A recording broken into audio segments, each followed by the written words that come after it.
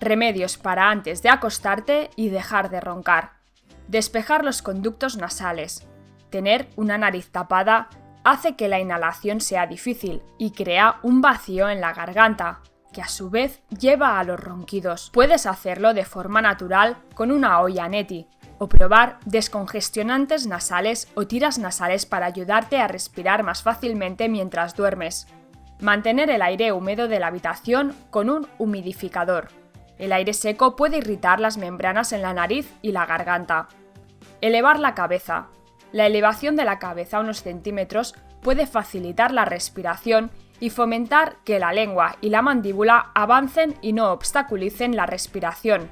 Hay almohadas especialmente diseñadas para ayudar a prevenir los ronquidos. Evita la cafeína y las comidas pesadas 2 horas antes de irte a la cama, especialmente los productos lácteos y la leche de soja. Duerme de lado. Evita dormir sobre tu espalda, ya que la gravedad hace que sea más probable que la lengua y los tejidos blandos caigan y obstruyan las vías respiratorias.